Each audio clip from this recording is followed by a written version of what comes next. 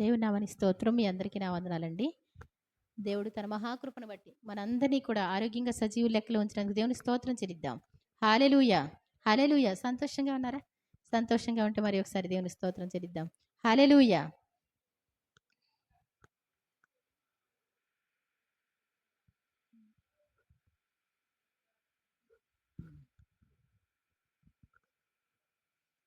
మత్తయి సువార్త 4వ అధ్యాయం ఒకసారి చదువుదాం అండి. మత్తయి సువార్త 4వ అధ్యాయము చదువుతున్నాను. అప్పుడు యేసు అపవాది చేత శోధింపబడుటకు ఆత్మ వలన అరణ్యమునకు కొనుపోబడెను. 40 దినములు 40 రాత్రులు ఉపవాసముండిన పిమ్మట ఆయన ఆకలి గొనగా ఆ శోధకుడు ఆయన యొద్దకు వచ్చి, నీవు దేవుని కుమారుడవైతే ఈ రాళ్ళు రొట్టెలగునట్లు ఆజ్ఞాపించుము అనెను. చూడండి, యేసుప్రభు వారు మరి యోహాను గారి చేత బాప్తిసం పొందడానికి 3వ అధ్యాయంలో చూస్తే యోహాను గారి చేత బాప్తిసం తీసుకోవడం జరిగింది. ఏం చేశారు యేసుప్రభు వారు? బాప్తిసం తీసుకున్నాక చాలా కష్టాలు వస్తాయండి, శ్రమలు వస్తాయండి అంటూ ఉంటారు కదా, అంటూ ఉంటారు. ఇక్కడ యేసుప్రభు వారు మరి బాప్తిసం తీసుకున్న తర్వాత అంటండి, మరి 40 దినములు 40 రాత్రులు ఉపవాసం ఉండిన పిమ్మట ఏం చేశారంట? ఉపవాసం 40 ఆత్మ వలన అరణ్యమునకు కొనిపోబడెను. ఆత్మ వలన అరణ్యానికి కొనిపోబడ్డారు. అక్కడ 40 దినాలు 40 రాత్రులు ఏమండి ఉపవాసం ఉన్నారు. ఎందుకు మరి అరణ్యానికి కొనిపోబడ్డారంటే అపవాది చేత శోధింపబడడానికి. దేనికంటండి? మీకు అర్థమవుతుందా? యేసుప్రభువారు బాప్తిసం తీసుకున్నారు. అపవాది చేత శోధింపబడడానికి దేవుడు ఏం చేశాడంటే అరణ్యంలోకి తీసుకుపోయారు. అక్కడ ఎవరు ఉంటారండి అరణ్యంలో? ఎవరన్నా ఉంటారా? ఎవరన్నా ఉంటారా అరణ్యంలో? ఎవరైనా సహాయం చేసేవాళ్ళు ఉంటారా? ఎవరు ఉండరు కదా. అది దేవుడు పరీక్షించేటువంటి ప్లేస్. అంటే మన కష్ట సమయాల్లో, మన దుఃఖ సమయాల్లో కూడా మరి దేవుడు ఎవరిని సహాయం చేయనివ్వడు. అర్థమవుతుందండి? అది అరణ్య అనుభవం. ఎందుకు అంటే అపవాది చేత శోధింపబడాలంట. మనం అపవాది చేత శోధింపబడాలి. ఇదేంటండి ఇలా చెప్తున్నారు? ఏమండి, అది ఎంతో కష్టంగా ఉంటుంది కదా. అపవాదిని తరిమివేయండి అనేసి మరి ప్రార్థన చేస్తాం కదా. అపవాది చేత శోధింపబడడానికి అరణ్యంలోకి దేవుని ఆత్మే త్రోసుకొని పోయిందంట యేసుప్రభు వారిని. మరి మనల్ని కూడా తోసుకుని వెళ్తారు కదా. అపవాది చేత శోధనలు వస్తాయి. అయితే నువ్వేం చేయాలంటే అపవాదిని ఎదిరించాలి. అపవాదిని ఏం చేయాలి? మనం జయించాలి, ఎదిరించాలి, జయించాలి. అప్పుడే దేవుడు మనకి తోడుగా ఉండడం జరుగుద్ది. దేవుని దగ్గరికి వచ్చి కూడా భయపడిపోతా ఉన్నాం అనుకోండి, ఏమండి, బాగుంటుందండి? కొంతమంది ఏం చేస్తారంటే దేవుని నమ్ముకుంటారు కదా. నమ్ముకున్న తర్వాత కొంచెం కష్టాలు, శ్రమలు వస్తాయి. చాలామంది చెప్తారు, ఏమని చెప్తారు? ఈ కష్టాలకి, ఈ శ్రమలకి సొల్యూషను ఏమండి? అందరూ వింటున్నారా వాక్యం? అందరూ వింటేనే అర్థం అవుద్ది, లేకపోతే సాతాను ఎత్తుకుపోద్ది. ఎక్కడ మరి ప్రార్థనకు రానివ్వకుండా వాడు ప్లాన్ చేస్తాడు. ఫోన్లే ప్రార్థనకు వచ్చారనుకోండి, నిద్రపోయేలాగా ప్లాన్ చేస్తాడు. నిద్ర వస్తుందా అందరికీ? ఏమండి, వచ్చేవాళ్ళు బహు తక్కువ. అందులో నిద్రలో ఏమండి అనాలోచన, అంతేనా కదా.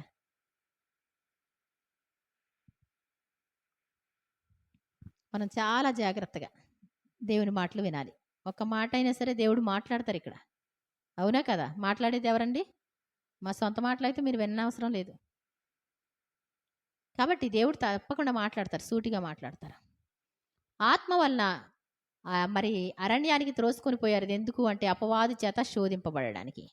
అపవాది చేత శోధింపబడినటువంటి మనం ఎలా మారాలండి? జయ జీవితం ఉండాలా, ఓడిపోతారా?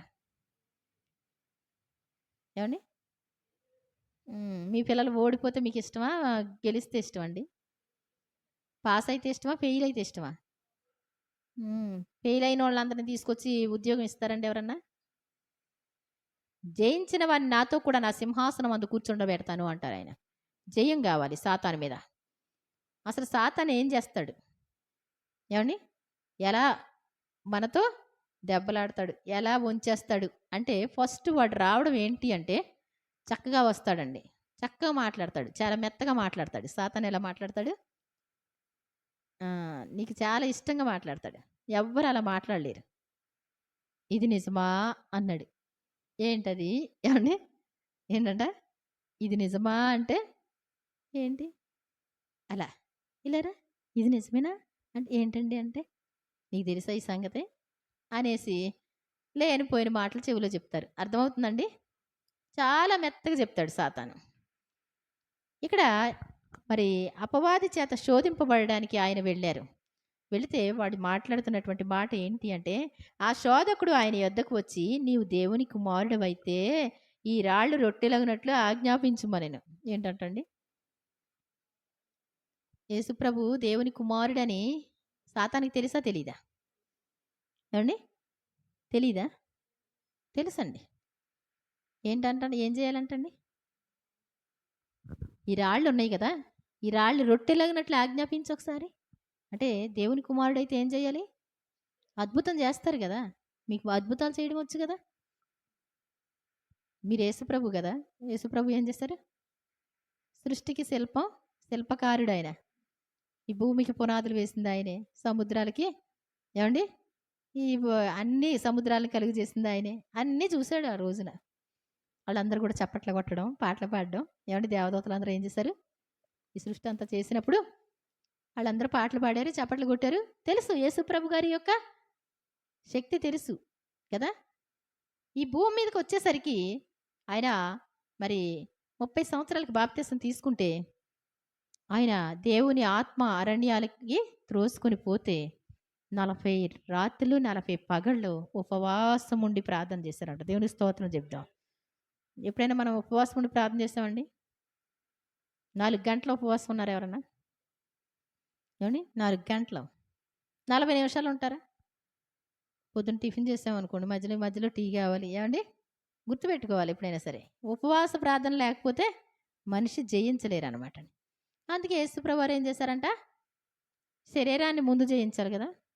ఈ శరీరం ఏమంటది? 1 గంట అయిన తర్వాత ఈ రోజుకి తినేసేలే కానీ అంటది ఈ శరీరం.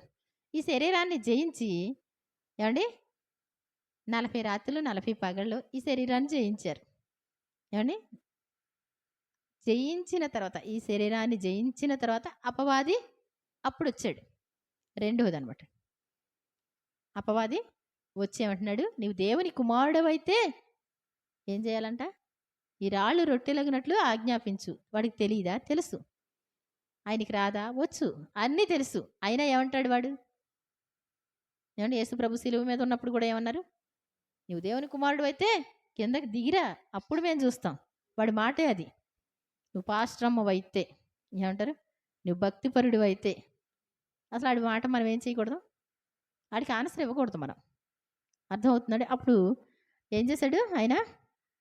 ఆజ్ఞాపించు. అందుకు ఆయన మనుషుడు రొట్టె వల్ల మాత్రం కాదు, దేవుని నోట నుండి వచ్చి మాట వల్ల బ్రతుకుతారు. మనుషులు ఎలా బ్రతుకుతారంట?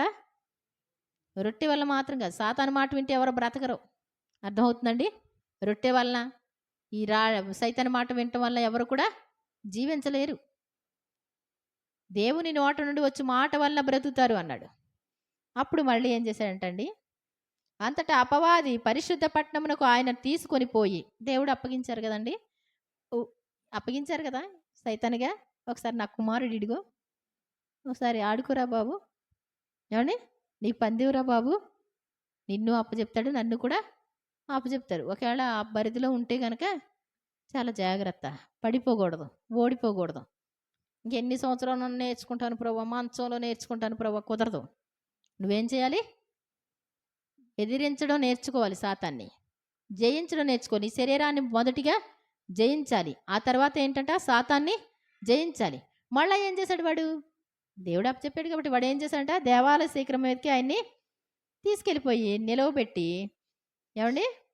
నీవు దేవుని కుమారుడవైతే క్రిందికి దుముకుము, అప్పుడు ఆయన నిన్ను గూర్చి తన దూతలకు ఆజ్ఞాపించును, నీ పాదం ఎప్పుడైనను రాతికి తగులకుండా వారు నిన్ను చేతులతో ఎత్తికొందురు. వాడికి ఎంత బాగా వచ్చో వాక్యాలు. నీకు తెలియదు వాక్యాలు, వాడికి తెలుసు. చెప్తే కొటేషన్లు కూడా చెప్తాడు వాడు. దెయ్యాలు కూడా కొటేషన్లో చెప్తాయి. కానీ వాడికి ఏంటి అంటే చేయడం రాదు. బాగా వల్లిస్తాడు. దేవుని వాక్యాన్ని ఏం చెప్తాడు? చెప్తాడు. చెప్తాడు గానీ చేయడం రాదాడికి. మోకరించరా అంటే రాదు. పాడరా అంటే రాదు. చెప్పడానికైతే వస్తాయి. నువ్వు దేవుని కుమారుడివైతే ఆ పైనుంచి దూకు. అప్పుడేంటి? దేవదూతలు వచ్చి చేతులు పట్టుకుని నీ పాదాలు ఇలా పట్టుకుంటారు. నీ పాదం ఎప్పుడు కూడా రాతికి తగలదని ఉందిగా 91వ కీర్తనలో. అప్పుడు ఏమన్నారండి యేసుప్రభువారు? అందుకు యేసు ప్రభువైన నీ దేవుణ్ణి శోధింప వలదని మరి ఒక చోట వ్రాయబడి ఉన్నదని వానితో చెప్పాను. రెండోసారి కూడా మొదటిది వాక్యమే చెప్పారు. రెండోది కూడా వాక్యమే చెప్పారు. మరలా అపవాది మిగుల ఎత్తైన ఒక కొండ మీదకి ఆయనను తోడుకొని పోయి ఈ లోక రాజ్యములన్నింటినీ వాటి మహిమను ఆయనకు చూపి, చూడండి ఇప్పుడు ఏమైందండి? ఒకసారేమో తినడానికి, ఒకసారేమో దూకడానికి, మూడోసారి ఈ ఇంకా ఎత్తైనటువంటి పర్వతం మీదకి తీసుకెళ్ళి అక్కడ నిలబెట్టి, అసలు నువ్వు భూలోకానికి వచ్చింది వీళ్ళందరినీ తీసుకెళ్ళటానికి కదా, ఈ పాతాళంలో ఉన్న వాళ్ళందరినీ కూడా తీసుకెళ్ళటానికి కదా, నీ మహిమంతా వదిలిపెట్టొచ్చి ఎందుకు వీళ్ళందరినీ పరలోక రాజ్యంలో పెట్టాలనే కదా నీ కోరిక. దానికి సింపుల్గా షార్ట్ కట్ ఏంటది? ఏంటంట? నువ్వంతా సిలువ మరణానికి వెళ్ళనవసరం లేదు. ఎంత ఉపవాసం ఉండనవసరం లేదు. పరలోకంలో ఉన్న మహామహుడైనటువంటి దేవుని కుడిపార్శ్వమున అబ్బబ్బబ్బా ఎంత సుకుమారుడు అయ్యా, మేమెప్పుడు నీ ముఖం చూడలేకపోయేవాళ్ళం. ఇప్పుడేంటి చిన్నపిల్లలా ఉన్నావు నువ్వు. ఎలా ఉన్నారు ఆయన? అంత తగ్గించుకోవాల్సిన పని ఏంటి నీకు? ఏమక్కర్లా, చాలా సింపులే. ఏం చేయాలి నువ్వు? ఒక్కసారి నా కాళ్ళకి దండం పెట్టు, నా కాళ్ళకి నొక్కు, ఒక్కసారి నమస్కారం చెయ్యి. ఏమైపోద్ది? మొత్తం నీకు ఇచ్చేస్తా చట్టం అంతా. ఏమండి, అర్థమవుతుందండి? కష్టపడి సంపాదిస్తే బాగుంటుంది, ఊరికినే వస్తే బాగుంటుందండి ఎవరికైనా? అందరికీ ఊరికినే కదా. బస్సులో కిక్కిరిసిపోతున్నారు జనాలు. ఏమండి, పడిపోబోతున్నారు, చంటి పిల్లల్ని వేసేసుకుంటున్నారు. ఏమండి, అంచుల మీద నుంచి ఉండిపోతున్నారు. ఊరికినే అంటే ఎలా ఉంటుందండి కదా? అక్కడ ఏం లేదండి, అసలు ఏం తీసుకోరంటండి. అద్భుతాలు జరిగిపోతాయి అంటండి, ఆశ్చర్యకార్యాలు జరిగిపోతాయి అంటండి. మీరు ఇన్నాళ్ళు శ్రమ అనుభవించాలండి మీరు? ఏం లేదండి. దీనికి ఏంటి అసలు మందులు పనికిరావండి. తాయెత్తి కట్టించారనుకోండి ఎలాగుంటుందండి? ఏమండి, ఎలా ఉంటుంది? తాయెత్తి కట్టిస్తే ఎలా ఉంటుంది? ఎలా ఉంటుంది? చిటికి మంది తగ్గిపోతాయి కదా. మొన్న ఒకసారి ఒకళ్ళు సంవత్సరం నుంచి బాధపడతా ఉన్నారు, చాలా కష్టపడతా ఉన్నారు, ఒంటి నిండా బొబ్బలు ఉన్నాయి. లాస్ట్ అండ్ ఫైనల్కి వచ్చేసారండి. దేవుడు మిమ్మల్ని ఆదరిస్తాడు, దీవిస్తాడని చెప్పాను. మనకి రీసెంట్గానే పరిచయం అయ్యారు, ప్రార్థన చేస్తా ఉన్నాం. మాడిన ఫోటో పెట్టారు వాళ్ళు నాకు, కొంచెం ఆ పొక్కులన్నీ మాడింది పెట్టారు. దేవుడు తగ్గిస్తాడులే అని సంతోషంగా అనుకున్నా. తీరా చూస్తే ఆ ఫోటోని కొంచెం పెద్దది చేసి చూశాను నేను. చూస్తే నైటీ ప్రక్కన ఒక తాళ్ళలా కనపడుతుంది. అదేదో లేసేమో అనుకున్నాను నేను. అది కరెక్ట్ చూస్తే మొలతాళ్ళ అనిపిస్తుంది, నల్ల మొలతాళ్ళలాగా అనేసి డౌట్ వచ్చి వాళ్ళెవరో వాళ్ళకి ప్రార్థన చేస్తూ ఉంటే వాళ్ళు చిన్నమ్మ తాయెత్తున్నట్టుంది, దేవుడు కూడా గుమ్మంలోకి వెళ్ళి వెనక్కి తిరిగినట్టు కలొచ్చింది అని హెప్సీ వాళ్ళు చెప్తే, వాళ్ళకి ముందు చెప్పి నేను వచ్చి తీసేస్తాను బాబు, మీరు నా మాట వినండి అని చెప్పాను. వీళ్ళకి డౌట్ వచ్చి ఒక్కసారి ఆ ఫోటోని పెద్దది చేసి చూస్తే తాయెత్తుంది. అప్పుడు నేను అడిగాను, ఏమండి మీరు గనా ఏమన్నా తాయెత్తులు ఏమైనా కట్టించారా అనేసి అడిగా. అదేనండి పాసి మంత్రం పెట్టించామండి అన్నారు. ఏంటంటే పాసి మంత్రం పెట్టించామండి. వెంటనే ఆయన చాలా సీరియస్గా, ఏ సేవకుడు మాకు సహాయం చేశారండి? ఏ సేవకుడు చేశాడు? దమ్మున్న సేవకుడు ఎవరైనా ఉన్నారు అసలు? ఎవరో దమ్మున్న సేవకుడు ఎవరైనా ఉన్నారా? ఒక్కళ్ళన్నా మాకు ప్రార్థన చేస్తా ఉన్న వాళ్ళు ఎవరైనా ఉన్నారా? ఒక్కడిని నేను చూడలేదు. ఇక అరణ్యంలో నీకు ఎవరు కనపడరు. ఏమండి, నీ పరిగు పందులో నీకు లిఫ్ట్ వచ్చేది. యేసు ప్రభు కూడా రాడు. ఎగ్జామ్ రాసేటప్పుడు స్లిప్పులు రావు. ఈ లోకంలో దొరుకుతాయేమో లంచాలు తీసుకొని. నేను చెప్పేది అర్థమవుతుందండి? అర్థమయ్యే వాళ్ళు దేవుని స్తోత్రం చెప్దాం. చాలా జాగ్రత్త. ఆత్మీయ స్థితిని కాపాడుకోవడం అనేటువంటిది ఏమండి చాలా షార్ట్ కట్లో వస్తాయి, సింపుల్గా వస్తాయి. అందుకే సింపుల్గా వచ్చేవాళ్ళు ఎంతమంది పరిగెడతారండి? పట్టరు, 100 ఎకరాలైనా పట్టరు. షార్ట్ ఎలా ఉండాలి? అక్కడ నేర్చుకోక్కల అద్భుతం జరిగితే చాలు. ఆశ్చర్యం జరిగితే చాలు. అవునా కదా? ఆశ్చర్యం జరిగితే ఎంత సంతోషంగా ఉంటది కదా! ద్వితీయోపదేశకాండం 13 అధ్యాయం ఒకసారి చదవండి. జస్ట్ నేను మళ్ళీ ఆ తర్వాత మళ్ళీ నా టాపిక్‌లో వస్తాను. ద్వితీయోపదేశకాండం 13.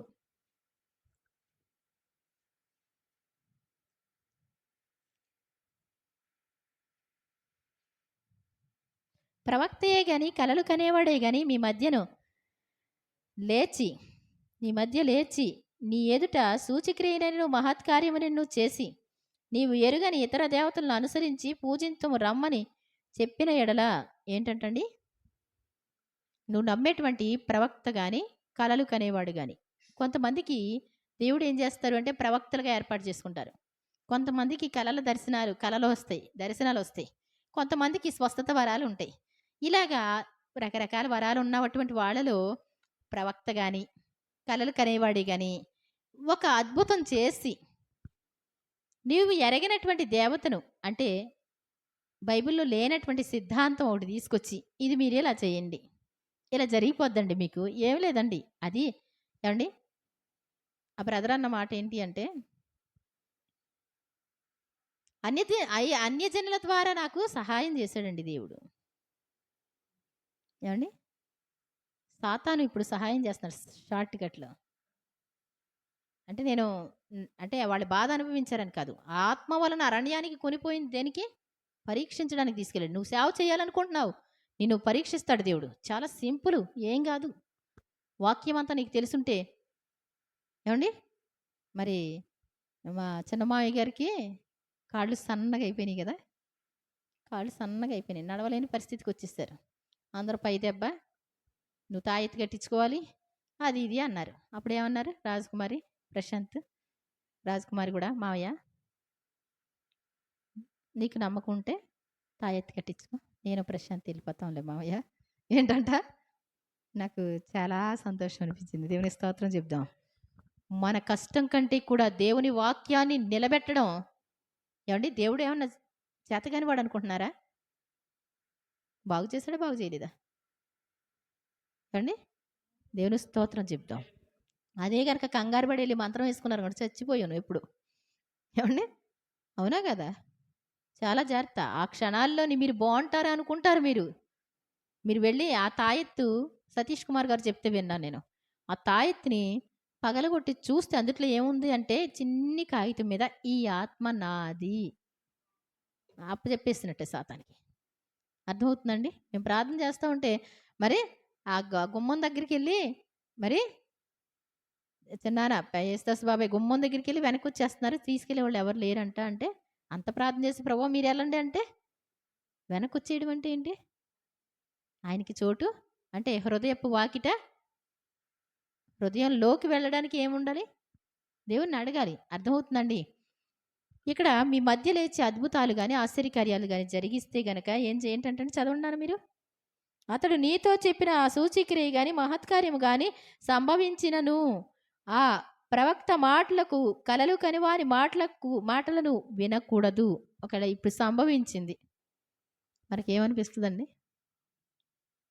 ఏమనిపిస్తుంది? యెహోవా నామాన యేసు ప్రభు నామాన ప్రార్థన చేసాం అనుకోండి, జరిగిందనుకో నువ్వు నమ్మాలంట. వేరొక రకంగా యేసు ప్రభు నామం ఉచ్చరించకుండా ఏమండి వేరే రకంగా ఏమండి ఒక పెద్ద గెడ్డని ఇప్పుడు కరిగిపోయేలా చేసేసారు ఏమండి. అయితే నువ్వు నమ్మకూడదంట. అక్కడ అద్భుతం జరిగింది. అక్కడ నమ్మరా? ఇలా చేయి పెడితే పెద్ద గడ్డ కరిగిపోయింది. క్యాన్సర్ ఇప్పుడే నార్మల్ వచ్చింది. నమ్మాలా వద్దా? ఏమండి, ఇక్కడ అంటాడు ఆ ప్రవక్త కానీ ఆ కలలు కనేవాడు కానీ వాడు చెప్పినటువంటి మాట నెరవేరినట్లయితే ఆ అద్భుతం జరిగినా మీరేం చేయకూడదు? నమ్మకూడదు అంటండి. చదవండి.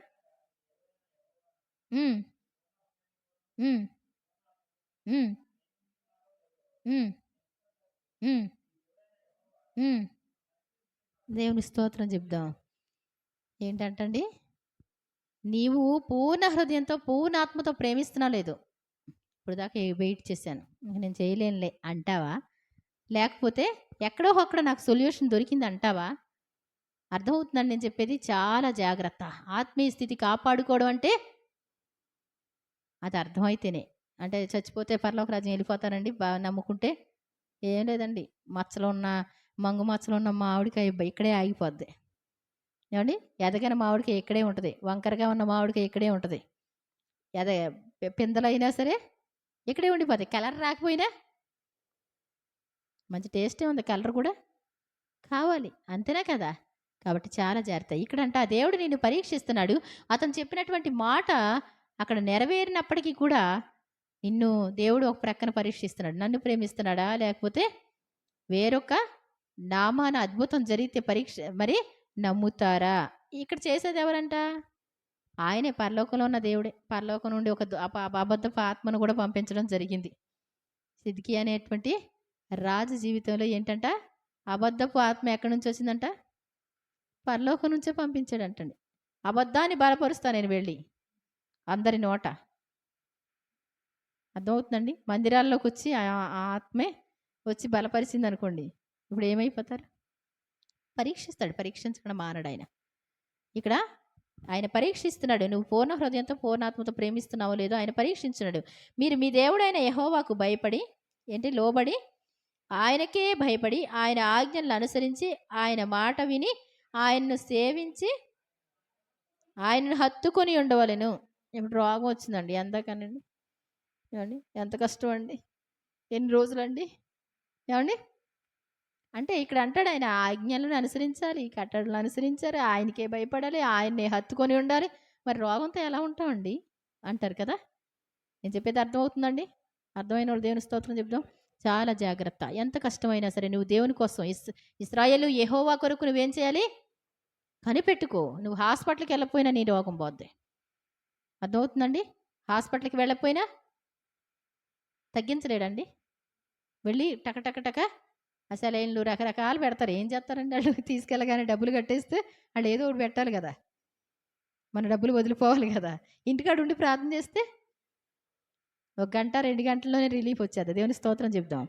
ఇక్కడ అంటండి ఆయనకే భయపడవలెను. నీవు నడువు వలన నీ దేవుడైన యెహోవా నీకు ఆజ్ఞాపించిన మార్గములోండి నిన్ను తొలగించినట్లు ఐగుప్తులో నుండి మిమ్మును రప్పించి దాసగృహములో నుండి మిమ్మును విడిపించిన మీ దేవుడైన యెహోవా మీద తిరుగుబాటు చేయుటకు మిమ్మును ప్రేరేపించను గనుక ఆ ప్రవక్తకేమి ఆ కలలు కనివానికి ఏమి మరణశిక్ష విధింపవలను. అట్లు నీ మధ్య నుండి ఆ చెడుతనమును పరిహరింపవలెను. ఏంటంటండి? ఇదేంటండి? అద్భుతం జరిగింది కదా! గడ్డలు పోయినాయి కదా! మచ్చలు పోయినాయి కదా! కుష్ఠరోగం పోయింది కదా! తీరా చూస్తే మరి నిజమైనటువంటి ప్రవక్తలు ఏమైపోవాలి? వీళ్ళు పరీక్షిస్తూ ఉంటే, దేవుడు పరీక్షిస్తుంటే వీళ్ళు ఎన్ని రోజులు వేతన పడతా ఉంటే ఇంకొకడు వచ్చి చిటికుమని చేసేసాడు. అద్భుతం జరిగిపోయింది. ఏమండి? కానీ దేవుడు అంటారు, ఆ దేవుని యొక్క మరి మాట నుండి వాళ్ళని తప్పించాడు కాబట్టి వాళ్ళని ఏం చేయాలంటండి? వాళ్ళకి మరణశిక్ష విధించాలంట. అంటే దేవుడు ఊరుకోడు. మనం తప్పిపోవడం ఊరుకుంటాడండి? ఆ తర్వాత మళ్ళీ వచ్చేసి, ప్రభువా బాగు చేసేసావయ్యా. ఎక్కడ బాగు చేసేసారండి? ఎక్కడ? తాయిత్తు కడితేనా? చాలా జాగ్రత్త. అలాంటి పాపం మీ జీవితంలో ఉండకూడదు. మీరు అమ్మేసుకోకూడదు. దేవుణ్ణి విడిచిపెట్టి మిమ్మల్ని మీరు అమ్ముకోవడానికి ప్రయత్నించకూడదు. చాలా జాగ్రత్త. దేవుని కోసం నిలబడి జీవించాలి. తర్వాత చూద్దామండి. మనం అసలు అయిన దానికి వచ్చేద్దాం. ఆయన మరలా అపవాది 8వ వచనమండి, 4:8 మిగుల ఎత్తైన ఒక కొండ మీదకి ఆయన్ను తోడుకొని పోయి లోకరాజ్యములన్నింటినీ వాటి మహిమను ఆయనకు చూపి నీవు సాగిలపడి నాకు నమస్కారం చేసిన ఎడల వీటన్నిటిని నీకిచ్చేదనని ఆయనతో చెప్పగా. దేవునికి స్తోత్రం చెప్దాం ఒకసారి. వీడేమంటున్నాడంటండి? నాకు ఒక్కసారి సాగిలపడు, ఒక్కసారి నమస్కారం చెయ్యి, వీటన్నిటిని నీకు ఇచ్చేస్తానని అని చెప్తున్నాడు. ఎవరితో చెప్తున్నాడు? యేసు ప్రభువారితో చెప్తున్నాడు. అంటే దేవాది దేవుడే. ఏమండి? వాడికి తెలియదా దేవుడని? దేవుణ్ణే అడిగితే నిన్ను అడగడా? నిన్ను అడుగుతాడా? అడగడా? నిన్ను తప్పేస్తాడా? తప్పించడా? నీ జీవితాంతం వెంటాడతాడు వాడు. చిన్న పిల్లోడు కాడ నుంచి వెంటాడుతున్నాడు. ఇప్పటి వరకు నువ్వు నిలబడటం జరిగింది. ఇప్పుడు వరకు దేవుని కృపలో ఇప్పటి వరకు బ్రతికుండడం జరిగింది. నీవు ముసలివాడివి అయిపోయినప్పుడు మైండ్ పోద్ది చూసారా? అప్పుడు గూడా నిన్నేం చేస్తాడు? తప్పించేయడానికి చూస్తాడు. చాలా జాగ్రత్త. హ్మ్. ఏది పోయినప్పటికి గూడా మన మైండ్ ఎలా ఉండాలి? దేవుని మీదే ఆధారపడాలి. మా చిన్నమ్మ గారికి మరి మేరీ కుమారి గారికి చిన్నప్పుడు మెంటలొచ్చింది. పెళ్ళైన కొత్తలో మెంటలొచ్చిందంటండి. ఏవండీ? మా అమ్మమ్మ గారు చాలా తిప్పలు పడి తిప్పుతా ఉండేవారంటండి. హాస్పిటల్‌లో లేకపోతే ప్రార్థన దగ్గరికి. ఏవండీ? అలా. అలా నూతిలో దూకేయమని సాతానండి అని అంటే, దేవుడు నిన్ను రక్షిస్తాడో, రక్షిస్తాడో దూకేయి అంటే దూకేసిందంటండి. మళ్ళీ తీసుకున్నారు. ఇలా రకరకాల హింస పడతా ఉండేవారు. కాకాని తీసుకెళ్తే అప్పుడు కాకాని అంటే తెలుసా మీకు? బైబిల్ మిషను స్వస్థతశాల. అంటే అక్కడ దేవదాసు అయ్య గారి సమాధి ఉంటది. ఆయన వద్దన్నాడు. నా సమాధి దరిదాపుల్లో పెట్టకండి. సమాధి కట్టొద్దు, అస్సలు కట్టొద్దు. మళ్ళీ అది మొక్కేసి దేవుని నామానికి అవమానం తీసుకొస్తారని ఆయన గ్రంథంలో కూడా చూసా నేను. కానీ వీళ్ళు చేసిన పనేంటంటే ఆ మందిరం దగ్గరలో సమాధి కట్టేశారు. వీళ్ళందరూ వెళ్ళి ఇలా మొక్కుతా ఉంటే మా చిన్నమ్మ మెంటలతో వెళ్ళిందంటండి. వెళ్ళగానే అదేంటది సమాధి 7 రోజులు అపవిత్రులు సమాధిని ముట్టినవాడు. నడు ఇంటికెళ్దాం నడు. వద్దులే ఆడ ప్రార్థన వద్దు ఏం వద్దు నడు అందంటండి. ఏవండీ? శవాన్ని ముడితే 7 రోజులు అపవిత్రులని నేను చదివాను. సమా సమాధిని ముట్టినా, శవాన్ని ముట్టినా, ఎముకను ముట్టినా 7 రోజులు అపవిత్రులు అన్నాడు. ఈళ్ళేంటి ఇలా చేస్తున్నారు? నడు ఇంక నడు అందంటండి. నీ మెంటల్ కేసులో ఉన్నా గానీ నీకు వాక్యం ఎలా ఉండాలి? కరెక్ట్‌గా గుర్తుండాలి. అది అసలైనటువంటి ఆత్మశక్తి. దేవుని స్తోత్రం చెప్దాం. ఆవిడ పెళ్ళికి ముందే కొంచెం కష్టంగా ఉందంటండి. అమ్మ ఒక చోట కూర్చున్నారంట. చింతలపూడిలో ఒక బస్ కోసము కూర్చున్నారంట. మరి ఆటో కోసము. ఆటోలు అప్పుడు లేవో మరి నాకు తెలవదు. కూర్చుంటే ఒక ఆయన చూసి, "అమ్మా ఈ పాపని బాలగ్రహ తరుముతుంది. చాలా నలుగుతుంది పాప. మా ఆశ్రమంలో బాగు చేస్తాం వస్తారా?" ఏవండీ అప్పుడే కొత్తగా దేవుని తెలుసుకున్నారంటండి. మా యేసుప్రభు అండి చాలా గొప్ప దేవుడండి. దేవునికి స్తోత్రం చెప్దాం. ఆయనండి బాగు చేస్తాడు. ఒకవేళ బాగు చేయలేదనుకోండి చచ్చిపోతే పరలోకం వెళ్ళిపోతామండి. దేవునికి స్తోత్రం చెప్దాం. అర్థమవుతుందండి? ఏం ఏం చేయాలి మనం? దేవునికి మాత్రమే దేవున్నే ప్రేమిస్తున్నావా లేదా? ఆయన పరీక్షిస్తూ ఉంటాడు. దేవుని కోసం తను నిలబెట్టుకున్నాడు అనేక మందికి. ఇప్పుడు నీ ఎదుట నిలబడిన నేను కూడా ఆవిడిచ్చిన ధైర్యంతోనే అమ్మో ఆడోళ్ళంటే సేవకు అంటే అసలు సొంతోళ్ళే కుదరనివ్వరు. కానీ ఇంత నిలబడడానికి కారణం ఏంటి? ఆత్మలో మగతనం ఉండాలంతే, ధైర్యం కావాలంతే అని చెప్పేది ఆవిడ. కాబట్టి మనం ఏం చేయాలండి? గెలవాలి అని దేవుని వాక్యం సెలవిస్తుంది. దేవుని స్తోత్రం చెప్దాం. కాబట్టి ఇక్కడ మరి అప్పుడు యేసుప్రభువారు యేసు వానితో సాతానా పొమ్ము ప్రభు అయిన నీ దేవుని మ్రొక్కి ఆయనను మాత్రము సేవింపవలను అని వ్రాయబడి ఉన్నది అని దేవుని స్తోత్రం చెప్దాం. 4 రకాలుగా నీ శరీరం ఆ తిండి విషయంలో ఏమండి? నీ శరీరం విషయంలో తిండి ఒకటే కదండి. ఏమండి? శరీరం విషయంలో కూడా రకరకాల కోరికలు ఉంటాయి మనుషులకి. వాటన్నిటిని జయించగలగాలి. అవునా కదా? తర్వాత ఆస్తులు అంతస్తులు అనేటువంటిది ఉంటాయి. ఈ లోక రాజ్యాలు మంచి పేరు కోసం, ప్రఖ్యాతి కోసం. ఏమండి? మీ దేవుని సేవ చేసుకుంటా ఇవన్నీ చేయొచ్చు కదా అంటారు రాజకీయాలని. అంటారా అనరా? వాటి కోసం మనం ఏం చేయాలి? ప్రతి చోట ఏమండి? ఒక అమ్మాయి ఒకసారి ఏదో నర్సు ట్రైనింగ్ అన్నారండి. అని రమ్మంటే సరే అనుకున్నాం. తీరా చూస్తే ఏంటంటండి వాళ్ళ అమ్మగారు పెద్ద ఫోటో పెడతారంట. జస్ట్ వాళ్ళ అమ్మగారి దగ్గర ఆయనకంట బొట్టు లేకుండా వాళ్ళ అమ్మగారికి బొట్టు అంటే బాగా ఇష్టం అంటండి. ఏంటంట? బొట్టు అంటే బాగా ఇష్టం అంట. చిన్నగా ఇలా ఆవిడకి దండం పెట్టారంటే చిన్ని బొట్టు పెడతారంట. అవతలకి వెళ్ళి తుడిసేసుకోవచ్చు అంటండి. ఏమండి? ఆఫీసర్ ఎదురుగా ఉంటున్నాడు. మా అలా కుదరదండి. అదే ఏంటి సార్తో ఇలా మాట్లాడుతుందేంటి ఈ పిల్ల అని కంగారు పడతారు. మాకు కుదరదండి, ఒక్కసారి పోయిందంటే మొత్తం పోయినట్టే అన్నా నేను. అదేంటి అలా మాట్లాడుతున్నామంటే ఆగండి మీరు ఆగండి అంటాడు ఆయన. నన్ను అడుగుతూ ఉంటాడు. ఒకసారి చేస్తే తప్పేంటి? ఒకసారి పోయిందండి. ఆదాము హవ్వలని ఉన్నారు. ఏమండి? బైబిల్లో ఆదికాండంలో ఉంటారు. ఒక్కసారితోనే వాళ్ళు ఇప్పుడు కూడా ఆ పాపం ఎలుబడి చేస్తుంది అయ్యి అని చెప్తే, ఈ అమ్మాయిని ఒక్కదాన్ని సెలెక్ట్ చేస్తున్నా ఇష్టమైతే. ఎవరంట? అయ్యగారని చెప్పి మీరు ఏదంటే అది అంటే కుదరదంటండి. ఇలా మాట్లాడేవాళ్ళే కావాలి నాకు అన్నాడు. అసలు రావడమే కుదరదండి. తర్వాత ఫోన్లు కూడా చేశారు నాకు. అర్థమవుతుందండి? మనం ఏంటంటే ఒక్కసారి దండం పెడితే ఏంటంటండి? ఒకసారి దండం పెడితే మాకు ఉద్యోగం ఇచ్చారు కదండీ! ఒక అమ్మాయి పసుపు రాసేస్తుంది చక్కగా. గడపకి బొట్లు పెడుతుంది. ఎదర ముగ్గేస్తుంది. ఏంటి అంటే ఆవిడ ఉద్యోగంలో ఒక భాగం అంట. మనకు అలాంటివన్నీ చెల్లుబట్టవు. మొర్దెకాయి ఏమన్నాడు? ఏంటి? మంత్రి గారు వస్తా ఉంటే నువ్వు నమస్కారం చెయ్యవేంటి అని అడిగించాడండి. రోజు వేదన పడతా అడిగిస్తే నేను యూదుణ్ణి కాబట్టి ఆ పని చేయలేను. యూదులు అంటే ఎవరు? వాళ్ళ దేవుడికి ఒక్కడికే నమస్కారం చేస్తారు వాళ్ళు. వాళ్ళకి తెలుసు. అయ్యి బాబోయ్! ఏమండి?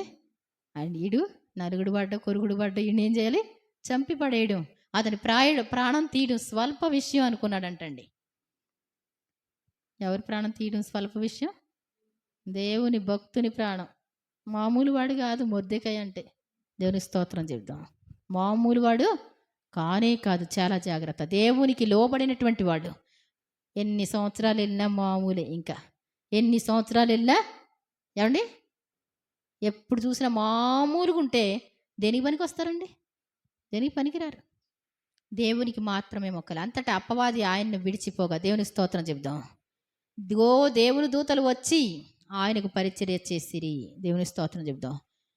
ఉపవాసం ఉండి బాప్తిసం తీసుకున్నప్పుడు ఉపవాసం ఉండడానికి అరణ్యములోనికి కొనిపోబడితే 40 దినాలు 40 రాత్రులు ఉపవాసం ఉంటే శరీరాన్ని జయిస్తే ఆయన ఆకలిగా ఉంటా ఉంటే అప్పుడు వచ్చాడంటండి బాధలో ఉండగా. ఎన్ని రకాలుగా శోధించాడు చూసారా? నువ్వు దేవుని కుమారుడు అయితే ఈ రాళ్ళు రొట్టెలు ఎగినట్లు చేసుకొని తినన్నాడు. మనుషుడు రొట్టె వల్ల మాత్రం కాదు, దేవుని నోటి నుండి వచ్చే ప్రతి మాట వల్ల బ్రతుకుతారు. ఇంకేమన్నాడండి? ఒక దేవాలయ శిఖరాన్ని నిలబెట్టి ఇక్కడి నుంచి దూకు, దేవదూతలు వచ్చి మీ పాదాలు పట్టుకుంటారు కదా, వాక్యం చెప్పాడు. అక్కడికి లొంగలేదు. ఇంకా మరి ఎత్తైనటువంటి ఒక ప్లేస్కి తీసుకెళ్ళి శిఖరాన్ని మరి ఒక ఎత్తైన పర్వతం మీద నిలబెట్టి ఇక్కడి నుంచి చూడు ఒక్కసారి లోకరాజ్యాలన్నీ చూడు అందంగా ఉన్నాయి. నువ్వు చాలా పెద్ద ప్రాసెస్ చేయడానికి వచ్చావేమో. ఎందుకు వచ్చావు, ఎలా వచ్చావు, చాలా కష్టపడుతున్నావు. ఇప్పుడే నిన్ను చూస్తే ఏమనిపిస్తుంది? చాలా బాధ అనిపిస్తుంది. పరలోకంలో ఉన్న నిన్ను ఈ భూలోకంలో ఎంత చిన్నగా చూస్తూ ఉంటే, ఎంత తక్కువగా చూస్తూ ఉంటే, ఒక మనిషిలా చూస్తూ ఉంటే, నిన్ను ఎవరు గమనించలేకపోతూ ఉంటే, అసలు అయ్యయ్యో దేవుని కుమారుడు అంటే ఇలాగా ఒక్క నమస్కారం నాకు చేసావంటే ఏమైపోద్ది? నా దగ్గరే ఉంది కదా పత్రం. ఎవరి పత్రం? ఆదాము హవ్వ అందరూ చేసిన పత్రం అంతా ఇలా తీసి ఇలా నీ చేతికి ఇచ్చేస్తాను అంటే యేసు ప్రభు పత్రం కూడా వాడి చేతికి వెళ్ళాలని ప్లాన్ కదా. యేసు ప్రభువును కూడా గుప్పిట్లో పెట్టేసుకోవాలనుకున్నాడు వాడు. అర్థమవుతుందండి? చాలా జాగ్రత్త. ఆత్మీయ స్థితి అంటే మామూలు ఆషామాషి కాదండి. ప్రాణాలు ముక్కలుగా నరికినప్పటికీ కూడా నిలబడగలిగిందే ఆత్మీయ స్థితి. కష్టం వచ్చినా సరే కష్టానికి నిలబడగలిగిందే ఆత్మీయ స్థితి. ఒక్క నోటి మాటలో పోద్ది జాగ్రత్త. ఒక్కరోజు ఒక పూట కూటిలో పోద్ది.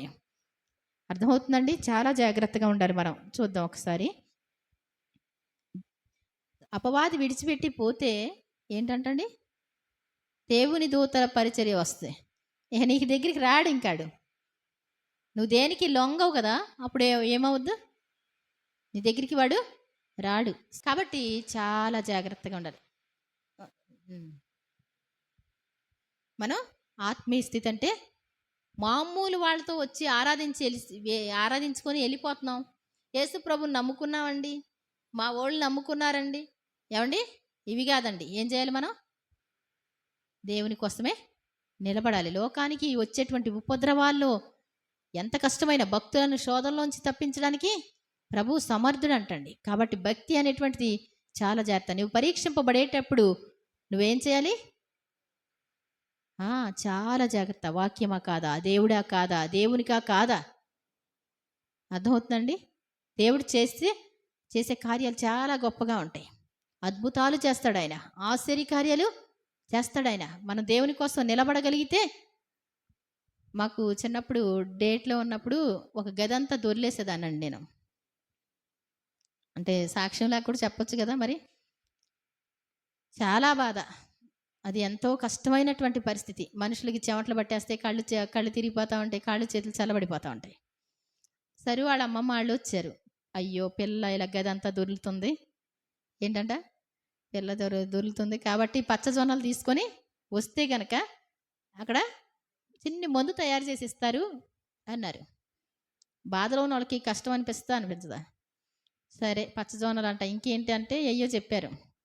చెప్పిన తర్వాత నాకు అనిపించింది, ప్రభువా వాళ్ళ దగ్గరికి తీసుకెళ్తే కనుక చిటుక్కుమని మంత్రం వేశారనుకో, ఏమండి పర్వాలేదు. ఒకవేళ నాకు వద్దులే ప్రభువా, వస్తాన్నారు రాలేదేంటి అని అడిగారు.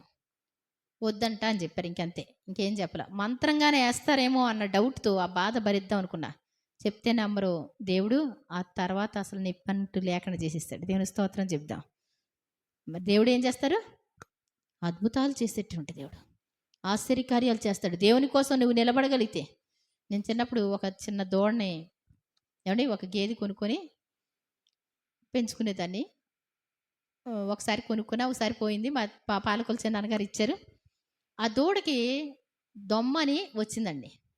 ఆ దొమ్మ అంటే దొమ్మ మంత్రం వేయాలి అన్నారు. మేము మంత్రాలు వేయించాం కదా అనుకున్నాం. అది జలుబులా కారుతా ఉంది. ఒక అబ్బాయి వచ్చి కాసేపు అలా నుంచొని చూశాడు దాని వైపు. తీరా చూస్తే అది మంత్రం వేస్తే బాగుంటుంది అన్నాడు.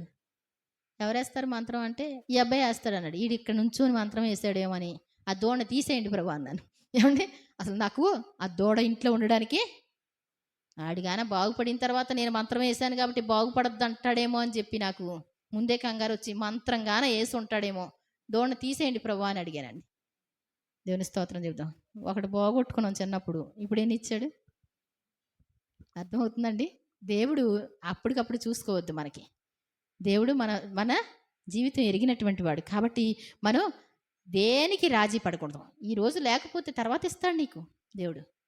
కాబట్టి దేవుని మాట వినాలి. ఏదైనా మన ప్రాణం పోయినా దేవుని మాట వినడానికి ఇష్టపడాలన్నమాట అండి. కాబట్టి ఒకసారి చూద్దామండి.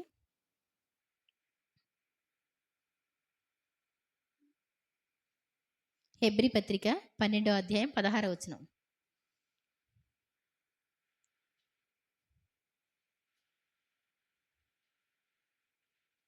పదిహేను నుంచి చూద్దాం. హెబ్రీ 12:15 నుంచి. మీలో ఎవడైనను దేవుని కృపను పొందకుండా తప్పిపోనేమో అనియు, చేదైన వేరు ఏదైనను మొలిచి కలవరపరచటం వల్ల అనేకులు అపవిత్రులైపోదురేమో అనియు, ఒక్క పూట కూటి కొరకు తన జ్యేష్ఠత్వపు హక్కును అమ్మివేసిన ఏశావు వంటి భ్రష్టుడైనను వ్యభిచారి అయినను మీలో ఉండునేమో అనియు జాగ్రత్తగా చూచుకునుడి. ఏంటంటండి? మీలో ఎవడైనా దేవుని కృప పొందకుండా తప్పిపోతారేమో, తెలిసి తెలియకుండా. ఏమండి దేవుని వాక్యంలో ఉంది, ఒడిలో నొప్పులు వేసుకుంటే వస్త్రం కాలద్దా కాలదా?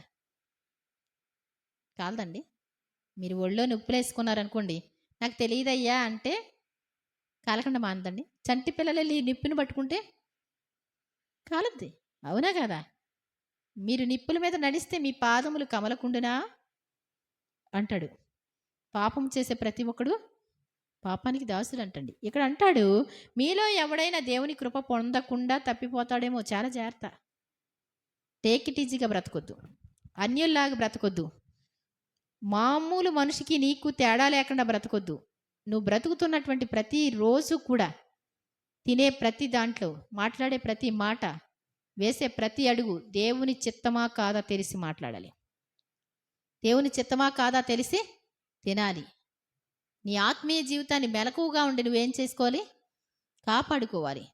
ఇక్కడ మీలో ఎవడైనా సరే దేవుని కృపను పొందకుండా తప్పిపోనేమో అనియు, ఏమండి చేదైన వేరు ఏదైనా మొలిచి కలవరపరచటం వలన అనేకులు అపవిత్రులైపోదురేమో.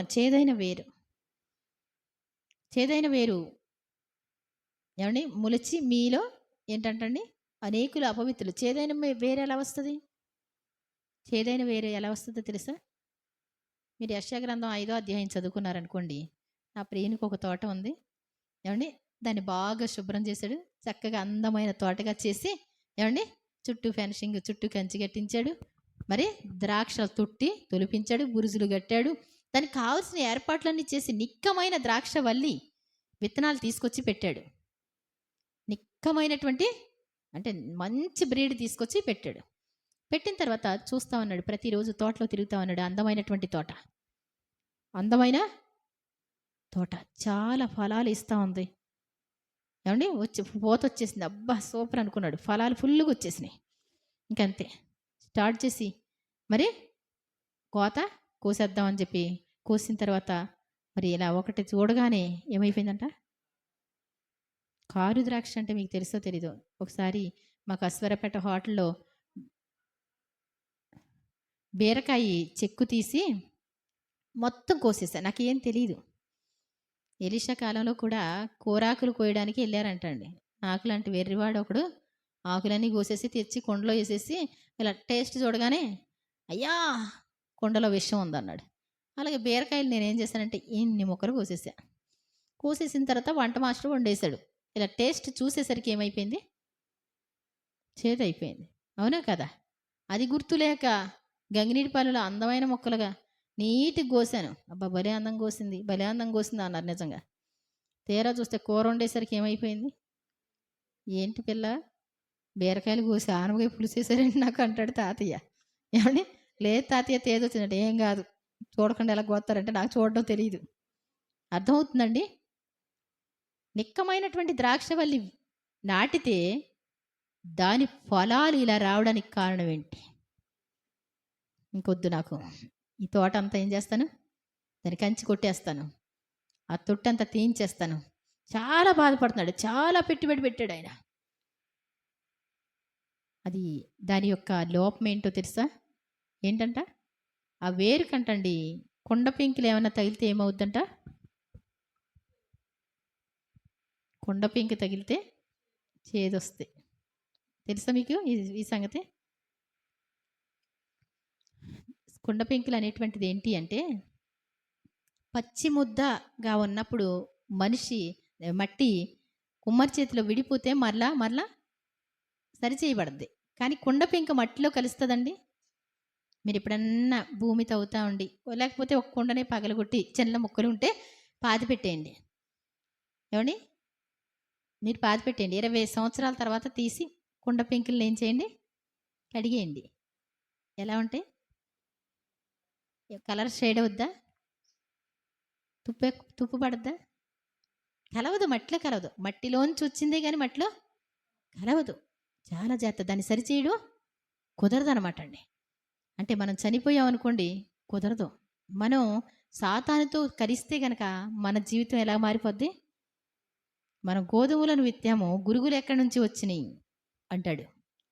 ఏమండి అంటే ఏమంటాడు? ఇది శత్రువు చేసిన పని. దేవుని స్తోత్రం చెప్దాం. మరి చాలా జాగ్రత్త, మనం మెలకుగా ఉండాలి.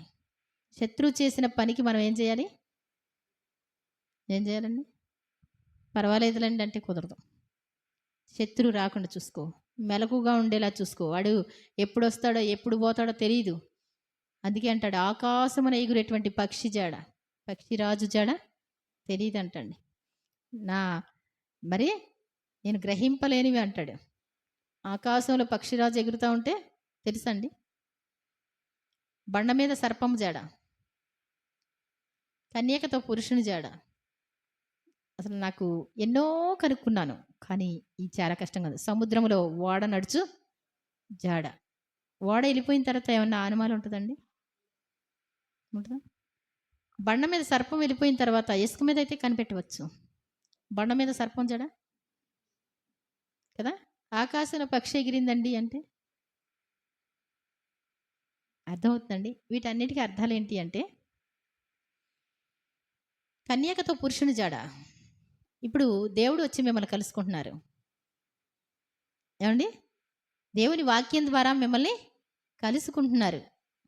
మీ హృదయంలోకి వచ్చి ఆయన కార్యం చేశారు. కనబడింది ఎవరికైనా? సంఘంలో భేదాలు వచ్చినాయి. సాతానుగాడు వచ్చాడని తెలుసా? కుమారక్క ఇలా అంది, ఆయన ఇలా అన్నారు. ఏమంటారు? ఈయన అలాగన్నారు, అలా అన్నారంటారు కానీ సాతాను వచ్చి వెళ్ళిందండి అంటారా? అర్థమవుతుందండి? చాలా జాగ్రత్త. ఇవన్నీ కూడా సాతానికి సంబంధించి, దేవునికి సంబంధించి నువ్వు గ్రహించలేకుండా ఉంటది. కానీ వాటి యొక్క ఫలితాలను బట్టి నువ్వు చూసినప్పుడు, ఫలితాలను చూస్తే ఏంటి? నువ్వు గమనించగలుగుతావు. నువ్వు మంచి పనులు చేస్తా ఉంటే దేవుడు నిన్ను కలుసుకున్నాడు. నువ్వు చెడ్డ పనులు చేస్తా ఉంటే సాతాను నిన్ను కలుసుకున్నాడు. చిటిక్కుమని చెప్పొచ్చు. అది ఎప్పుడు జరిగిందమ్మా? నేను అలాంటి దాన్ని కాదమ్మా అసలు. నువ్వు నిద్రపోతుంటే జరిగింది. నువ్వు గ్రహించలేనప్పుడు జరిగింది. అర్థమవుతుందండి? గ్రహించలేని పరిస్థితిలో జరుగుతాయి. అది నా తప్పు కాదు అంటానికి కుదరదు. అది డ్యామేజ్ అవుద్ది అనమాట. కాబట్టి మరి ఒకవేళ ఎవడైనా దేవుని కృప పొందకుండా తప్పిపోనేమో నీవు చేదైన వేరు ఏదైనా మొలిచి మిమ్మల్ని కలవరపరచటం వలన మీలో అనేకులు అపవిత్రులు అయిపోదురేమో అని ఒక్కడికి వస్తుంది జబ్బు. సంఘం అంతా నలిగిపోతారు. ఆకానికి వచ్చింది, అందరూ ఓడిపోతాం అన్నారు. ఏమండి? అవునా కదా? ఆకాన్ ఏం చేశాడండి? బంగారం దొంగిలించాడు, వస్త్రాలు దొంగిలించాడు, తెచ్చి గుడారంలో పెట్టేశాడు. వద్దురా బాబు అవన్నీ శపితమైనవని దేవుడు ముందే చెప్తే తీసుకొచ్చి అక్కడ పెట్టేశాడు. కొంచెం చెప్తాడా? తప్పు చేసింది ఎవడరా అంటే చెప్పడం. ఏమండి? చాలా ఉపవాసం ఉండి ప్రార్థన చేసి ఎంతమంది బలైపోతే అంతమంది ఓడిపోతూ ఉంటే చెప్తాడా అంటే చెప్పడు. దేవుడే బయట పెట్టాలి. ఎరా ఏంట్రా నాయన ఎంతమందిని బాధ పెట్టేసావు చెప్పరా నాయన, ఇప్పుడు దేవుని నామానికి మహిమ చెల్లించి చెప్పరా. అదిగోండి శపితమైనవి తెచ్చుకోవద్దన్నారు, తీసుకొచ్చి అక్కడ గుడారంలో పెట్టానండి. బంగారం చూడగానే కళకళలాడిపోయినాయి నా కళ్ళు. మీరు ఏమైపోయినాయి? దేవుని ఆజ్ఞ లేదు. ఏమండి? యేసు ప్రభు కనపడరు. బంగారం ఎక్కువ కనపడితే కనపడతారండి యేసు ప్రభు? కనపడతారా? చాలా జాగ్రత్త. ఎంతమంది ఉంటారో ఎంతమంది ఉంటారో అది అర్థం కాని పరిస్థితి. నోవాహు కాలంలో ఉంటుందంట. వాడను కట్టుకుంటే ఎంతమంది ఉన్నారంటండి? 8 మంది మాత్రమే. నోవాహు, ఆయన భార్య, 3 కోడళ్ళు, 3 కొడుకులు, వాళ్ళు మాత్రమే ఉన్నారు. చాలా జాగ్రత్త. మందిరంలో యెహెజ్కేలు గారితో అంటాడు, ఇక్కడ జరుగుతున్నటువంటి హేయ కృత్యాలను బట్టి ప్రలాపించే వాళ్ళు ఎవరైనా ఉంటే వాళ్ళ నుదుటి మీద నీవు ఒక ముద్రను వేయి, శరాబుడితో వేయమంటే ఒక్కడు కనపడలేదంటండి. అలా చేస్తున్నారా? ఇలా చేస్తున్నారా? ఇంకింతే తప్ప ఎవడు పట్టించుకోలేదంటండి. ముద్ర ఉన్నవాడు ఒక్కడు కనపడితే వాడిని తప్పించు అంటే బలిపీఠం మీద నుంచి మొదలు పెడితే, చంపడం మొదలు పెడితే ఒక్కడ కూడా లేరు, నేను ఒక్కడే మిగిలి ఉండగా అంటాడు యెహెజ్కేలు. అంటే మనం ఉంటామా లేదా? ప్రార్థనకు వచ్చేసి వెళ్ళిపోయినంత లోపలనే అది భక్తిగానే కాదు. చాలా జాగ్రత్త. జయ జీవితం కావాలి నీకు. సాతాన్ని జయించిన జీవితం కావాలి. నీ శరీరాన్ని జయించిన జీవితం కావాలి. నీ నోటిని జయించిన జీవితం కావాలి. నీ నాలుకని జయించిన జీవితం కావాలి. నీ కళ్ళను జయించిన జీవితం కావాలి. నా కన్నులతో నేను నిబంధన చేసుకున్నాను, కన్యక నేను ఎలా చూస్తానంటాడు. నా నాలుకతో పాపం చేయకున్నట్లు నా పెదవులకి నా నోటికి కూడా మరి కాపు పెట్టండి అంటాడు. చాలా జాగ్రత్తగా ఉండాలి మనం. ఇక్కడ తిండి విషయంలో ఒక్క పూట కూటి కొరకు తన జ్యేష్ఠత్వపు 16వ వచనం, ఒక పూట కూటి కొరకు తన జ్యేష్ఠత్వపు హక్కును అమ్మివేసిన యేసేవు వంటి భ్రష్టుడైన వ్యభిచారి అయిన మీలో ఉండునేమో అని చూసుకోండి. చిన్నప్పుడు ఆ అన్నదమ్ములు దెబ్బలాడుకుంటూ ఉంటారు, అక్క చెల్లి దెబ్బలాడుకుంటారు. ఒక్క మాట అంటే ఆ మాటకి ఇంత పర్యవసానం ఉంటుందా అంటే ఉంటుందా? ఇద్దరు అక్క తమ్ముళ్ళు దెబ్బలాడుకుంటున్నారు, ఏమంటారు? అది ఇస్తావా ఇది ఇస్తానా అని చెప్పుకుంటూ ఉంటారు ఏదోటి. అంత పెద్ద ప్రాసెస్ అవుద్దని తెలియదు మనకి. వీళ్ళిద్దరూ ఏమండి కావాలి పిల్లలే, ఏదంటే ఒక్కటే కావాలని కోరుకుంటారు. సేమ్ ఒక్కసారి రావాలంటే కుదరలా వాళ్ళకి. ఏమండి ఒక్కసారే రావాలనుకున్నారు, కుదరలా. కావాలి పిల్లలే. పాపం ఒక 10 నిమిషాలు ముందు వచ్చి ఉంటాడు యేసేవు. ఆ 10 నిమిషాలు ముందు అయితే బాగుండని యాకోబు తలడెళ్తున్నాడు. ఆ జ్యేష్ఠత్వాన్ని అమ్మొచ్చు కొనొచ్చు. ఎవరన్నా ఉన్నారండి ఇంతకుముందు బిజినెస్ చేసిన వాళ్ళు? తెలీదు. కానీ యాకోబు గారికి ఏంటి, అయ్యో కొంచెం ముందు పుట్టినట్టయితే కూడా వదిలిపోను. 2 నిమిషాలు 3 నిమిషాలకు కూడా ముందేనా? ఆ జ్యేష్ఠత్వం 10 ఎకరాలు ఇస్తున్నారండి. పెద్దోడికి ఎంత ఇస్తారు? 1 ఎకరం కల్పిస్తారు. అదిగాక అది చాలా విలువైందంట, గౌరవించాలంట దాన్ని. ఏం గౌరవం రా బాబు. ఏం చేస్తాం రా బాబు అంటూ ఉంటాడు ఎప్పుడు చూసినా. ఏమండి, యాకోబు గారికి అవకాశం వచ్చింది. ఒకరోజు చెట్టుకు కాసినటువంటి చిక్కుడుకాయలు తీసి కూర వండేశాడు. ఇంకేయో వంకాయలు ఉంటే వేసేసాడు, ఏ టమాటాలు ఉంటే వేసేసాడు, కలగూర వంటకం చేసేసాడు అంటండి, ఎర్రగా వేసాడు అంటండి. ఏమండి, కాశ్మీర్ కారం కృపక్క వేస్తుంది కదా, ఏమండి వేసేసాడు. మంచి వాసన వస్తుంది, అల్లం వెల్లిపాయ దంచేసేసాడు. తీరా చూస్తే అడవి నుంచి వచ్చాడు. దేనికి వచ్చాడు? అడవిలో వేటకి వెళ్ళాడు, ఏం దొరకలా వచ్చాడు. ఒరే తమ్ముడు కొంచెం పెడతావా? పెడతాం, మరి పెడతాం, కానీ దీనికి కాస్తంత లెక్కలు ఉంటాయి. ఏముంటాయి? లెక్కలు ఉంటాయి. తిప్పుతా ఉన్నాడు. ఏమండి, తిప్పుతా ఉంటే వాసన వస్తుందా రాదా? పెసరట్టు, మీరు అట్ల కాడికి వెళ్తే పెసరట్టు వాసన వస్తుంది, మినపట్టు వాసన వస్తుంది, ఫ్రైడ్ రైస్ వాడది వాసన వచ్చేస్తూ ఉంటుంది. ఆకలేసే వాళ్ళకి ఎలా ఉంటుందండి? గమ్మున చేతిలో పెట్టేస్తే బాగుండు, వేడివేడిగా పెట్టేస్తే బాగుండు. ఏమండి, వర్షం వస్తూ ఉంటే వేడివేడిగా పకోడీ వేస్తున్నారు అనుకో, ఏమనిపిస్తుంది? గమ్మున నాకు ఇచ్చేస్తే బాగుండు. ఏమండి, అనిపిస్తుందా? ఈ అయ్యగారికి కూడా అలాగే అనిపించిందంట. గమ్మున కాస్తంతా నాకు పెట్టరా బాబు, ఒరే పెట్టేస్తాను, కానీ ఈ జాష్టత్వం గన ఇచ్చేస్తావా? అసలు ఇప్పుడు చచ్చిపోయేలా ఉందిరా, కడుపులో పేగులు మెలికబడిపోతున్నాయి, కాబట్టి నీ జాష్టత్వం నాకు ఇచ్చేస్తే గనక ఇప్పటికిప్పుడే నేనేం చేస్తా, కూర ఇచ్చేస్తాను రా అన్నాడు. వెంటనే ఓకే, మరి నిజమేనా? ఓకే, ఈసారి కాడి నుంచి నువ్వేమనాలి? అన్నయ్య అనాలి. అన్నయ్య అంటావా? అంటాను. నేను తమ్ముడు అని పిలుస్తానే. ఓకే, తినేసేయరా, మొత్తం తినేరా, బాగా తినేరా, మొత్తం పెట్టేసాడు. ఏమైపోయిందంటండి? పరలోకపు దేవుని సన్నిధికి వెళ్ళిపోయిందంటండి. ఆ కూర ఎప్పుడైతే తినేశాడో, ఏమండి, జాష్టత్వం తన్ను వదిలి దేవుని ఆశీర్వాదాలు ఇలా షిఫ్ట్ అయిపోయినాయి అనమాట. ఆ తర్వాత చూడండి, ఏశావు ఆ తరువాత ఆశీర్వాదము పొందగోరి కన్నీళ్లు విడిచుచు దానికోసము శ్రద్ధతో వెదికినను మారు మనసు పొందని అవకాశము దొరకక విసర్జింపబడినని మీరు ఎరుగుదురు.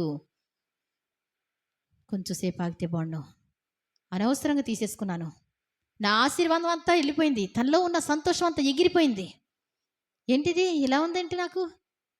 ఏమండి, ఇలా ఉందేంటి? అదొక రకంగా ఉన్నట్టుంది. మీకు ఏమీ లేనప్పుడు బాగానే ఉంటుంది. ఏమండి, ఏమీ లేని వాళ్ళకి ఏమవ్వదు. ఒక 2 పిల్లలుండి రఘుయేలు గారికి 2 పిల్లలు చనిపోతే ఎలా ఉంటుందండి? వేదన కదా.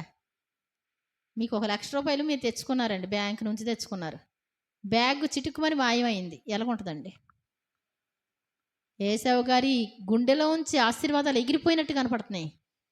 వేదన, అయ్యో నేను ఆ తిండి తినకుండా ఉండవలసింది, చాలా వేదనగా ఉంది, ఇంకా ఆశీర్వాదం అనేటువంటిది రావట్లేదు.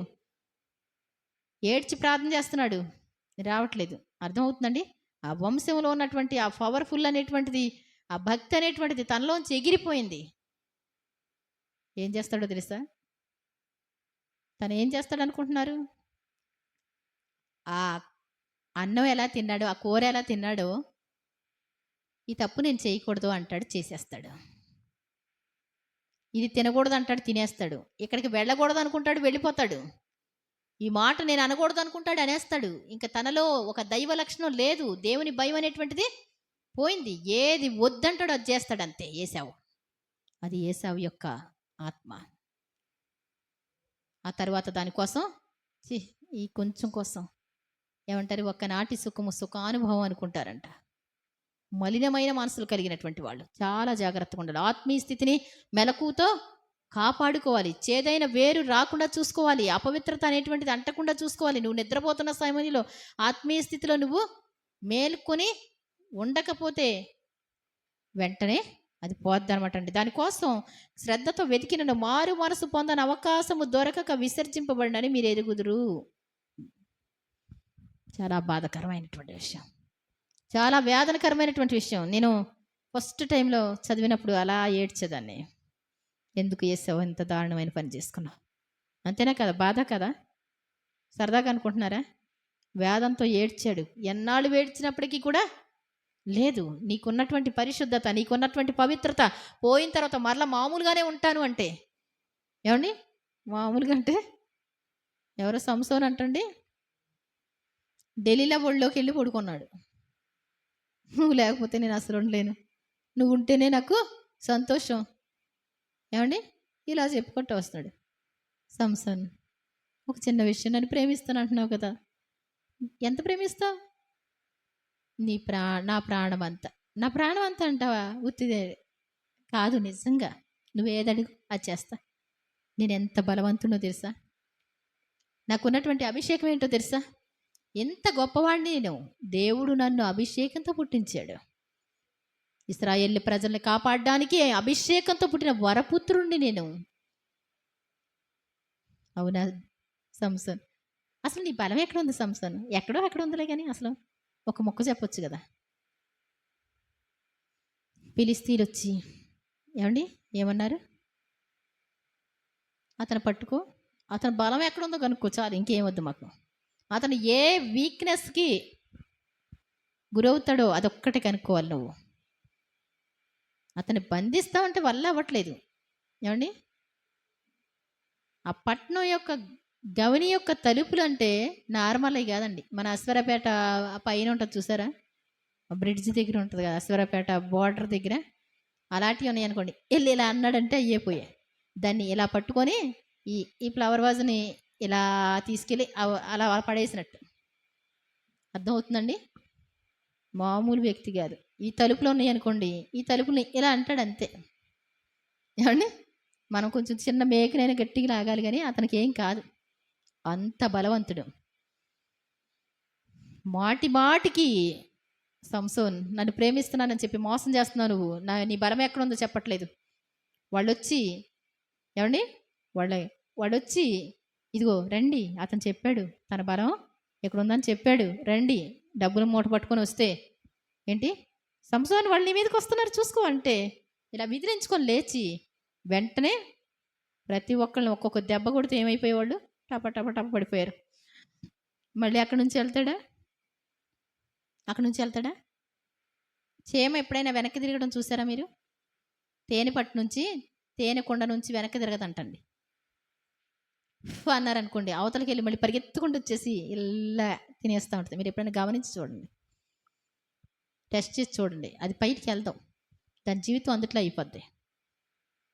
ఈ అమ్మాయి అంటా ఉంది, అసలు వాళ్ళకి అప్పచెప్పడం ఏంటి, నీకేం కావాలో అది ఇస్తాను కదా అని అంటాడు. ఏమండి, అన్న తర్వాత ఈ అమ్మాయి ఊరుకుంటుందండి?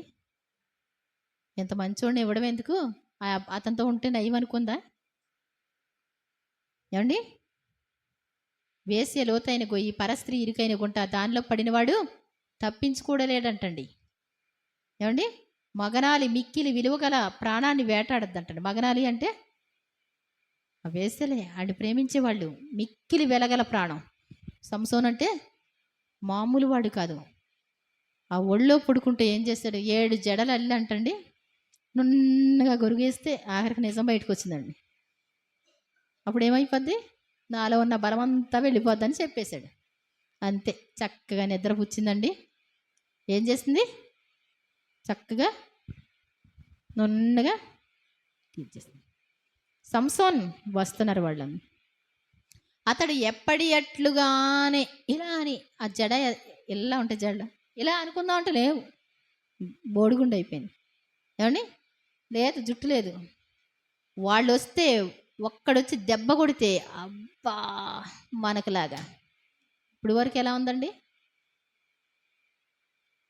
తనకేం కాదు, ఈ బల్లను కొట్టామనుకోండి, ఈ బల్లకేం నొప్పి రాదు, ఆ టైప్లో ఉండేవాడు. ఇప్పుడు ఏమైపోయాడు? ఒక్కొక్కరు దెబ్బ కొడతా ఉంటే 4, 5 వచ్చి బంధించి తీసుకెళ్ళిపోతే సింపుల్గా మామూలు మనిషిగా వెళ్ళిపోయాడు. దేవుని ఆత్మ అతన్ని ఎడబాసనని అతనికి తెలియలేదు. చాలా జాగ్రత్త, మామూలుగా ఉన్నాం అనుకుంటాం. దేవుని ఆత్మ ఏమంటే తప్పు చేసిన తర్వాత, మాట్లాడేసిన తర్వాత వచ్చేసి ప్రార్థన చేసేస్తే చక్కగా వినేస్తాడు దేవుడు. ఏమండి, అంతేనా? చాలా జాగ్రత్త. నీ హృదయంలో నెమ్మది కావాలి, సంతోషం కావాలి, ఓర్పు కావాలి, సహనం కావాలి. అంతే. ఏమైపోయిందండి? తీసుకెళ్లారు. ఎర్ర కాల్చినటువంటి రాడ్లు. ఏ కళ్ళతో నువ్వు పాపం చేసావు? ఏమండి, నీ కళ్ళు చూసింది ఎవరిని? డెలీలని. ఆ 2 కళ్ళల్లో ఎర్రగా కాల్చినటువంటి రాడ్డు పెట్టి 2 కళ్ళు పొడిచేశారు. పర్యవసానం ఏంటి? ఏమండి, ఎంత కష్టం కదా. ఒక భక్తుడై ఉండి, ఏమండి, రోషం కలిగినటువంటి భక్తుడై ఉండి ఒక్క అమ్మాయి కోసం ఆ పాపం ఎంత బాధాకరం అంటే చదువుతుంటే నేను చిన్నప్పుడు అన్నీ ఏడ్చా ఫస్ట్ టైం. అయ్యో! ఎంత బలాఢ్యుడు ఏమైపోయాడు?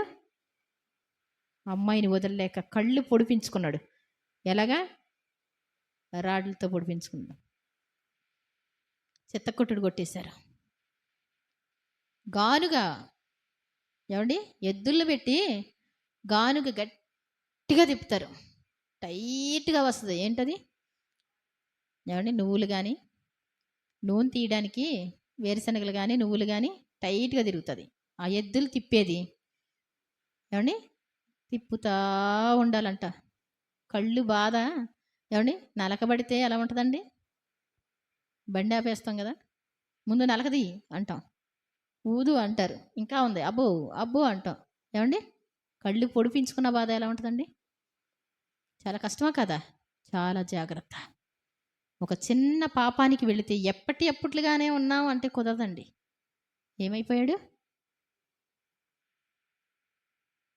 శత్రువుల చేతికి చిక్కిపోయాడు. ఆ తర్వాత ప్రార్థన చేసుకొని దయచేసి ఈ ఒక్కసారి కరుణించమని పశ్చాత్తాపంతో వేడుకుంటే దయగల దేవుడు వేడుకున్నాడు. అది కృప చూపించాడు. చాలా జాగ్రత్త. దేవుడు అటువంటి అవకాశం రావడం కష్టం. కానీ ఏశావుకైతే ఆ అవకాశం రాలేదంటండి. అర్థమవుతుందండి? సంసోన్‌కి ఏమైపోయిందంట? మరలా బ్రతిమలాడాడు. ప్రభువా! ఈ సున్నతి లేని ఫిలిష్తీయుల చేతిలో నేను పడకుండా ఉండడం కోసం ఒక్కసారి బలం ఇవ్వండి నాయన అని దయచేసి వేడుకున్నాడు. బ్రతిమలాడాడంటండి దేవుణ్ణి. అప్పుడు దేవుడు ఆ గుడికి ఆధారంగా ఉన్న స్తంభాలు అడిగాడు. దేవుడు ఒక్కసారి నా యందు కృప చూపిస్తాడని ఆ యొక్క స్తంభాలను నిలబెట్టిలా అంటే 3,000 మంది ఉన్నటువంటి గుడి ఒకే దెబ్బ పడిపోయింది. బలిస్తారంట కొంచెం సేపట్లో. ఆ దేవతకు బలిద్దాం, మన శత్రువు మనకు దొరికాడని. అర్థమవుతుందండి? చాలా జాగ్రత్త. మనం సాతానికి దొరికిపోతాం. చిన్న పొరపాటు కూడా మనం రాకుండా చూసుకోవాలి.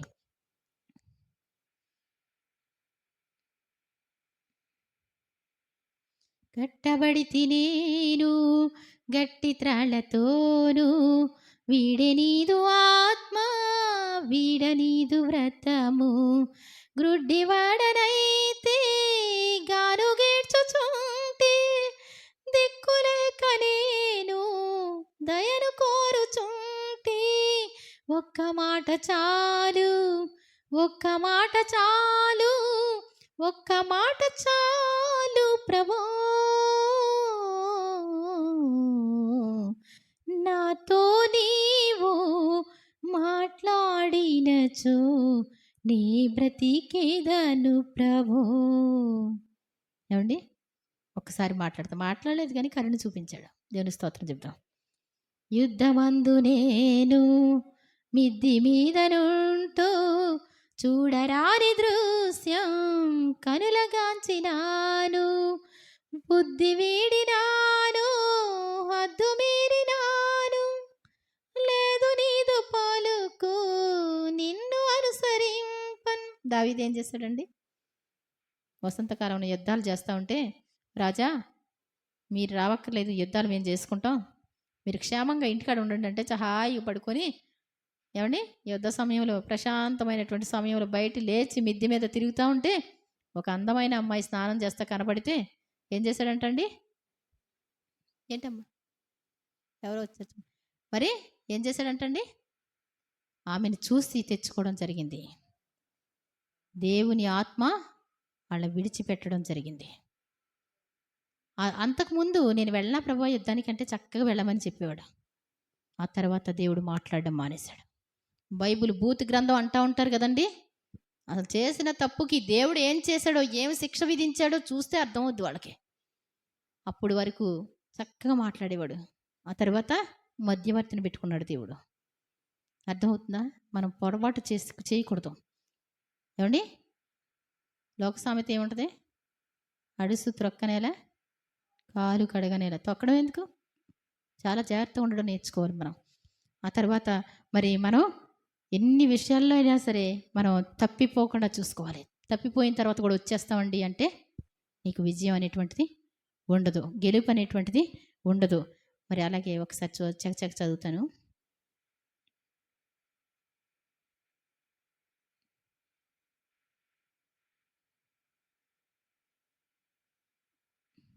చూడండి, మార్కు సువార్త 7:21. లోపల నుండి అనగా మనుషుల హృదయములో నుండి దురాలోచనలను, జారత్వములను, దొంగతనములను, నరహత్యలను, వ్యభిచారములను, లోభములను, చెడుతనములను, కృత్రిమములను, కామవికారములను, మత్సరములను, దేవదూషణయు, అహంభావమును, అవివేకమును వచ్చును. ఈ చెడ్డవన్నీ లోపల నుండియే బయలువెళ్ళి మనిషిని అపవిత్రపరచునని చెప్పాను. యేసుప్రభువారు చెప్పిన మాట. లోపల నుండే. ఏమండి, తినే దాంట్లో కాదు, చేతులు కడుక్కోకుండా తిన్నారు ఇలా కాదు. మనిషి యొక్క లోపల నుండి ఏమొస్తాయి అంటండి? హృదయంలో నుండి నరహత్యలు, దురాలోచనలు అంటండి. దురాలోచనలు ఎక్కడి నుంచి వస్తాయి? హృదయంలోంచే. జారత్వం కూడా హృదయంలో ఆలోచించుకున్న తర్వాతే. దొంగతనం అనేటువంటిది కూడా హృదయంలో నిర్ణయించుకున్న తర్వాతే. నరహత్యలు కూడా అప్పుడే. తర్వాత వ్యభిచారములు, లోభములు, చెడుతనము, కృత్రిమము, కామ వికారము, మత్సరము, దేవదూషణయు, అహంభావమును, అవివేకమును వచ్చును. ఈ చెడ్డవన్నీ కూడా మనుషుని లోపల నుండి వచ్చి మనిషిని ఏం చేస్తాయి అంటండి? అపవిత్రపరుస్తాయంట. మనం చాలా జాగ్రత్తగా ఉండాలి. మరి అలాగే అపోస్తుల కార్యాలు 15వ అధ్యాయము